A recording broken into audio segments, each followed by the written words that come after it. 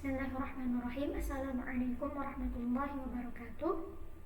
Perkenalkan, nama saya Nida Huwaidatu Sa'adah, mahasiswi UIN Sunan Kalijaga, Yogyakarta dengan prodi Ilmu Hadis. Pada kesempatan kali ini saya akan mencoba mentakhrij hadis menggunakan aplikasi Hadis Soft.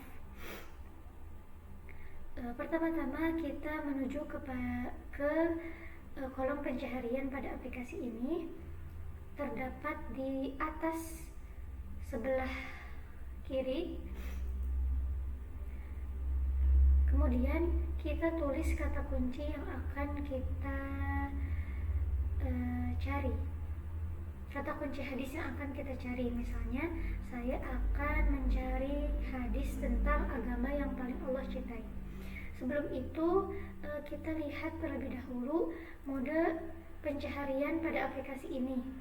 Karena saya menggunakan lebih dari satu kata, maka mode pencahariannya kita harus menggunakan multi kata kunci agar kata kunci yang ingin kita cari itu muncul.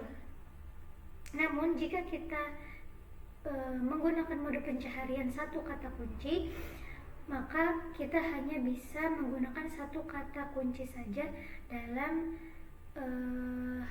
kolom pencaharian ini. Setelah kita atur, lalu kita enter. Setelah di enter, maka akan didapati atau keluar hadis-hadis pada aplikasi ini. Di sini ada keterangan 22 atau di bawah sini ada keterangan 22. Ini merupakan jumlah hadis yang terdapat pada aplikasi ini, yaitu hadis-hadis tentang agama yang paling Allah cintai.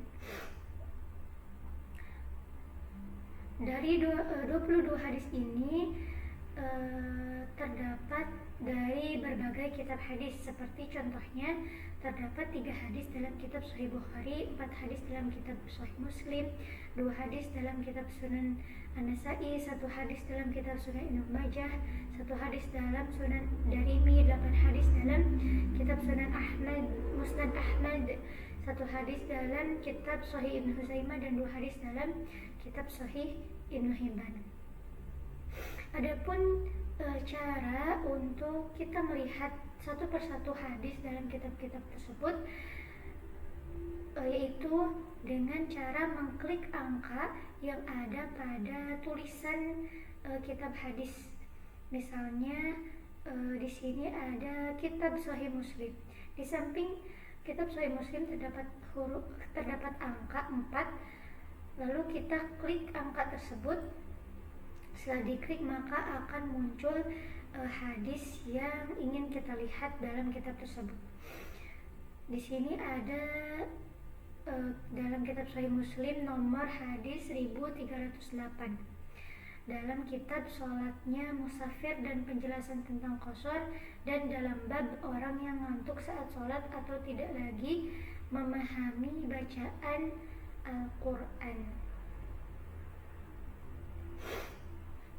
Kemudian jika kita ingin melihat hadis selanjutnya dalam kitab Sahih Muslim, maka bisa dengan 2 cara. Yang pertama, kita bisa melihat atau mengklik tanda panah yang ada di atas, kemudian kita klik, maka akan menuju ke hadis yang selanjutnya dalam kitab Sahih Muslim. Adapun cara yang kedua, yaitu dengan melihat pada pojok sebelah kiri. Di sini ada kolom-kolom berwarna biru. Di sini ada keterangan kitab dan nomor hadis. Nah, jika kita ingin melihat hadis yang kita cari dalam kitab Sunan An-Nasa'i, maka kita bisa mengklik kolom tersebut di sini, lalu akan keluar hadis dan terjemahannya, keterangan kitabnya, dan nama babnya. Juga dalam aplikasi ini juga disertai penjelasan atau penilaian dari ulama hadis, seperti misalnya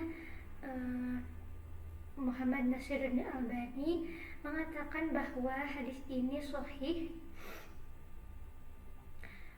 dan isnadnya sahihul isnad. Kemudian juga menurut ulama hadis Abu Thahir Zubair Alizai bahwa hadis ini sahih. Kemudian misalnya jika kita ingin melihat hadis yang ada dalam kitab Musnad Ahmad, maka kita bisa mengklik kolom biru Musnad Ahmad.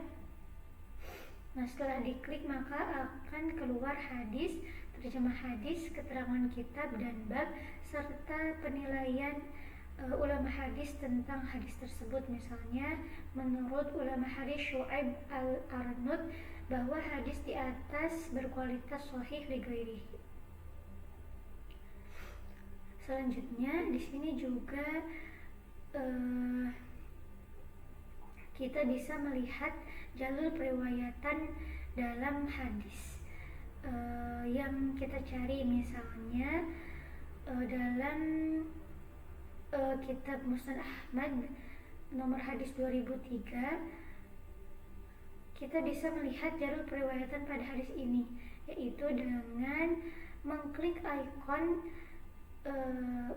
di sebelah ujung atas, di sebelah pojok atas sebelah kanan. Di sini ada ikon berbentuk rantai bertuliskan sanad hadis. Kita klik ikon tersebut, maka akan keluar jalur periwayatan pada hadis ini. Adapun warna-warna ini merupakan ciri atau pertanda kualitas atau jar wa ta'dil para periwayat. Misalnya di sini kita lihat ada ikon keterangan warna, kita klik. Nah, setelah diklik maka akan tertera keterangan warna-warna pada jalur periwayatan hadis ini.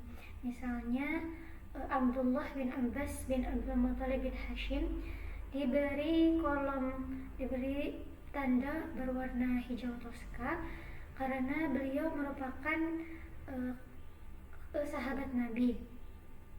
Kemudian Ikrimah Maula Ibnu Abbas diberi tanda biru muda karena beliau merupakan periwayat yang sikoh atau dinilai sikoh hafid.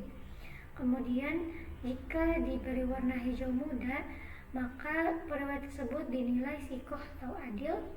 Jika diberi warna pink muda, maka periwayat tersebut dinilai buruk hafalannya, dan seterusnya.